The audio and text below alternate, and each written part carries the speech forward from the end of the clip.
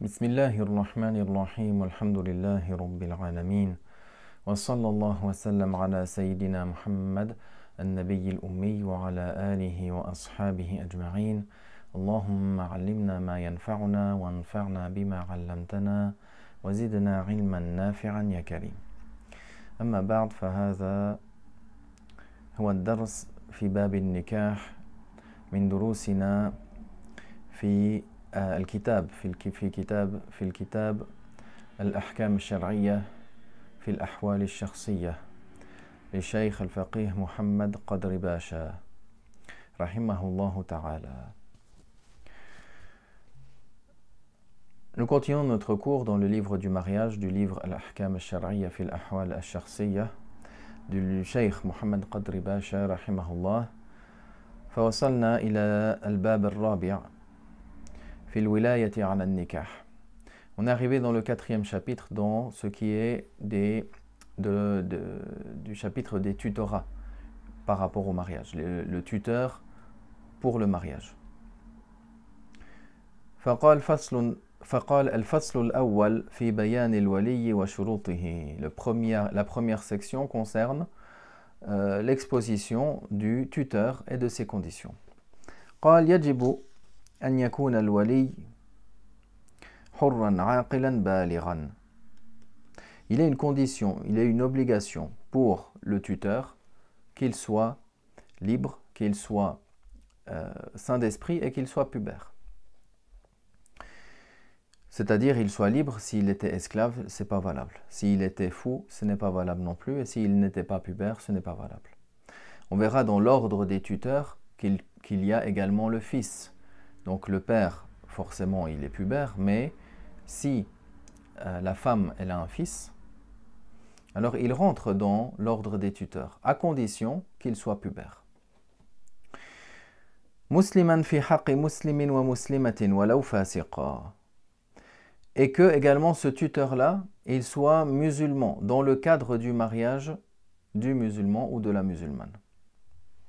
Même s'il était pervers, même s'il était un grand désobéissant, tout comme le contrat est valable en présence de 2 témoins musulmans qui sont saints d'esprit, qui sont pubères, même s'ils sont grands pécheurs, le contrat est valable. Pour le tuteur, la même chose. Le contrat également est valable, même si le tuteur n'est pas quelqu'un de pieux, n'est pas quelqu'un de religieux. ثم قال الولي شرط لصحة النكاح الصغير والصغيرة ومن يلحق بهما من الكبار غير المكلفين. Qu'il y ait un tuteur, il est une obligation, ou plutôt il est une condition pour la validité du mariage pour le garçon et la fille. Et pour ceux qui suivent le même jugement que cela, de ceux qui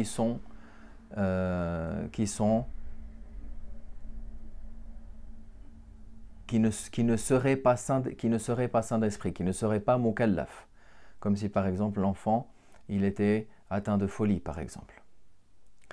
وليس الولي شرطا لصحة النكاح الحر والحرة العاقلين البالغين بل ينفذ نكاحهما بلا ولي.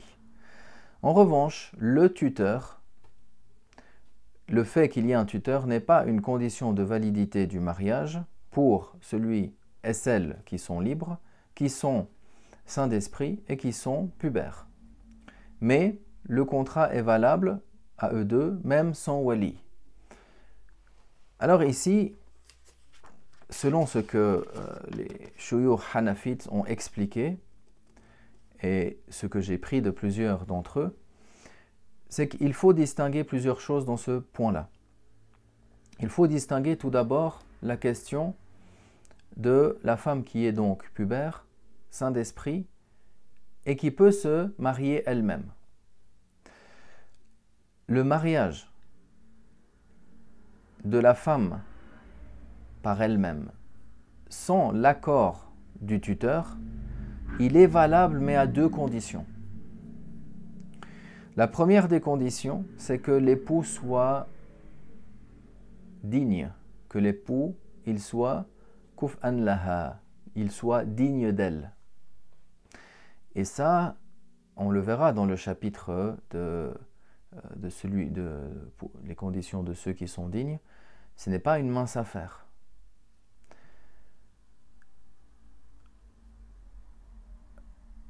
Puis, que le mahr, que la dot, il soit équivalent au minimum, qu'il soit équivalent à la dot de ses semblables. Alors, à la base, l'avis dans l'école hanafite, c'est celui qu'on a mentionné. Que le contrat, il est valable, mais avec ces deux conditions. Maintenant, c'est-à-dire la condition que la femme, elle se marie elle-même, son accord du tuteur, avec quelqu'un qui est digne et avec un mahr qui est équivalent au mahr de ceux ou de celles qui sont semblables à elle. Il faut savoir que, d'une part, le fait d'être digne, c'est une chose qui n'est pas simple et qui remplit beaucoup de conditions. Donc, si maintenant, l'homme n'est pas digne de la femme, l'homme, s'il n'est pas digne de la femme, et que la femme, toujours dans le contexte, elle se marie sans l'accord du tuteur, alors, nos savants hanafites, ils ont, en raison de la période qui comporte beaucoup de perversions, ils ont dit que le contrat de mariage n'est pas valable de base. Si la femme musulmane, pubère, libre, se marie d'elle-même sans l'accord du tuteur avec quelqu'un qui n'est pas digne d'elle, le contrat n'est pas mariage d'entrée. D'entrée, le contrat n'est pas mariage. Le contrat n'est pas valable d'entrée.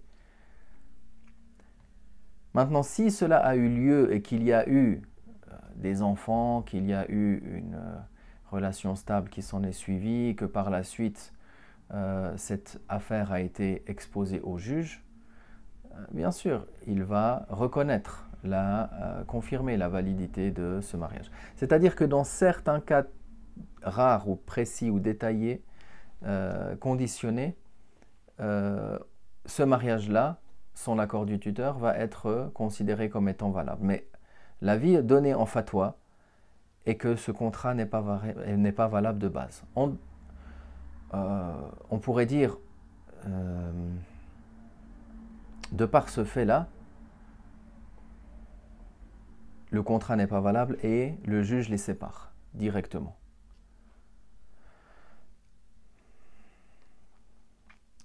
Et il n'est pas valable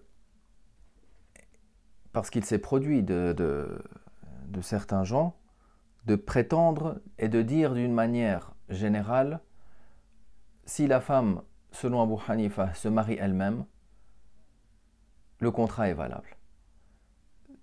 Les personnes qui disent ça, c'est les shuyukh hanafites qui le disent, en réalité ne connaissent pas notre madhab, ne connaissent pas notre école. Ce mariage-là, d'entrée, il n'est pas valable. Il importe que l'affaire soit détaillée.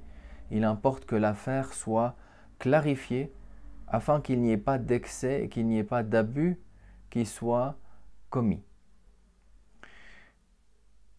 Il y en a qui vont faire des contrats de mariage sans l'accord du tuteur, avec des mauvaises intentions. La personne, elle n'est pas digne.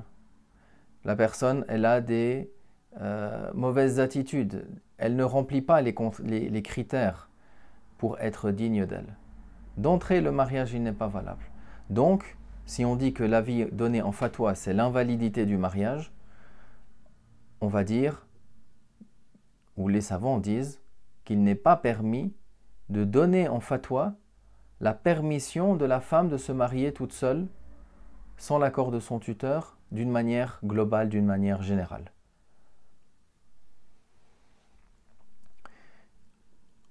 Un autre problème qui s'ensuit, également sur cette question-là, je me suis entretenu plusieurs fois avec différents cheikh hanafites, de qui je prends la science, concernant le mariage civil. En effet, de nos jours, et depuis un temps, le mariage civil, même dans les pays musulmans, est imposé. Le mariage civil est obligatoire. De par le contexte, de base, ce n'est pas quelque chose qui est obligatoire, ce n'est pas quelque chose qui était de cette manière-là, qui était existant. À l'origine, les choses étaient différentes. Si un homme et une femme étaient mariés, avec le tuteur, avec les deux témoins, ils ont fait une fête, etc. S'il y a quoi que ce soit, les témoins qui, eux, connaissent aussi la valeur du mariage, et les gens connaissent aussi la valeur du mariage, s'ils sont appelés à témoigner chez le juge, comme quoi ils sont témoins de ce mariage, ces choses-là, ces sujets-là sont acceptés, et les jugements et les savants dans le fiqh ont détaillé dans ce sens-là. Mais il arrivait une époque où les shuyukh, ils ont obligé les gens, ils ont incité et imposé aux gens de faire le mariage auprès de l'autorité compétente. Et ils ont même dit que c'est obligatoire de le faire. Pourquoi? Bien sûr, on dit à la base, ce n'est pas quelque chose qui est forcément obligatoire. Mais dès lors qu'il y a une crainte et dès lors qu'il y a une perte des droits, que cela soit de l'homme ou de la femme dans les différentes situations, alors pour pouvoir préserver ces droits, pour pouvoir accomplir ces droits et respecter ces droits et ces obligations, eh bien on est obligé de faire cela. On est obligé de faire cette chose-là.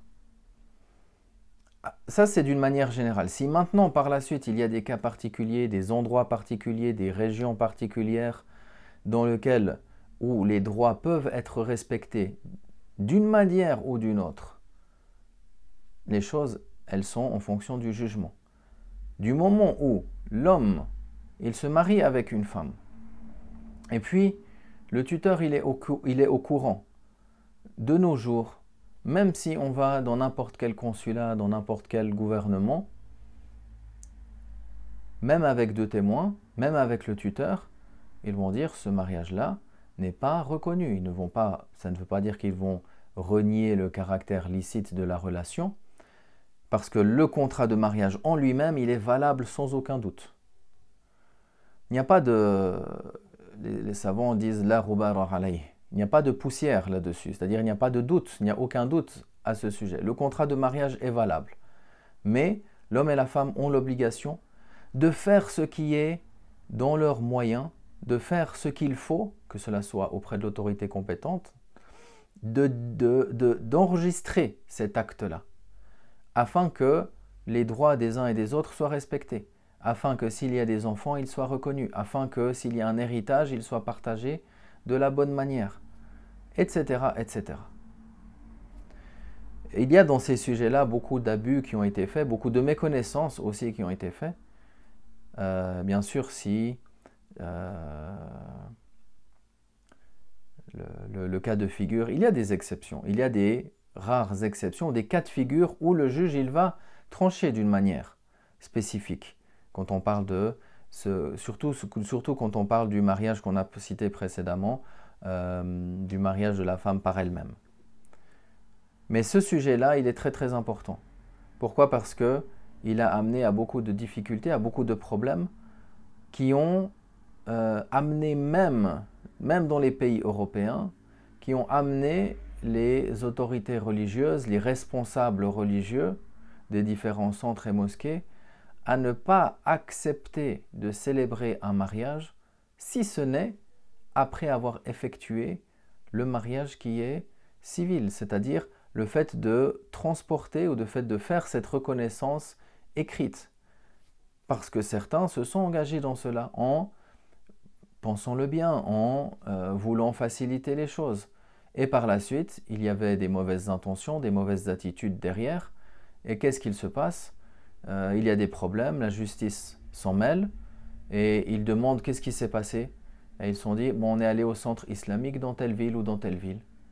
Et il y a eu de gros problèmes suite à cela. Et ça, c'est un petit exemple en réalité vis-à-vis de l'ampleur de tous ces problèmes qui peuvent s'en suivre, suite d'une part au mariage de la femme sans tuteur, sans l'accord de son tuteur, et aussi ensuite par rapport au fait de reporter ça, de notifier cela auprès d'une autorité compétente. Que chacun de nous soit averti de cette importance-là. Premièrement, comme on l'a cité, le mariage de la femme par elle-même, sans l'autorisation du mari, avec celui qui n'est pas digne d'elle, est invalide d'entrée. Ils seront séparés et ce contrat-là est considéré comme invalide.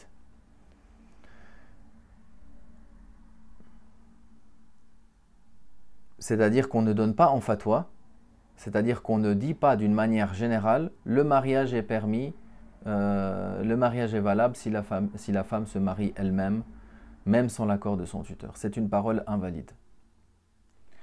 Et deuxièmement, on a mentionné que s'il avait eu lieu, même avec l'accord du tuteur, avec celui qui est digne d'elle, etc., il importe de nos jours de refléter ça, de fait de transcrire cela, afin que tous les droits puissent être préservés. Tous les droits, que cela soit celui de l'homme, de l'épouse, des enfants, des héritiers, lorsqu'il y a un décès, qu'il n'y ait pas de privation des droits.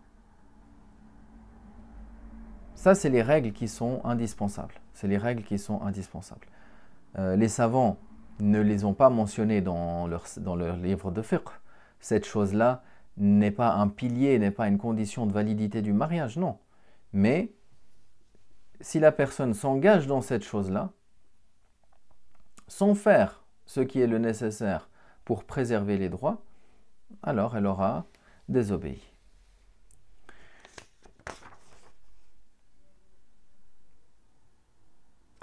Puis il mentionne le chapitre concernant l'ordre dans le tutorat.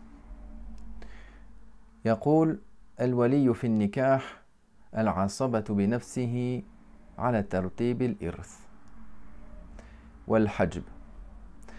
Il suit dès lors dans le chapitre suivant que le tuteur dans le mariage, il est en fonction de al-asaba, c'est-à-dire par rapport à ceux qui sont des proches dans la parenté du point de vue des lois de l'héritage.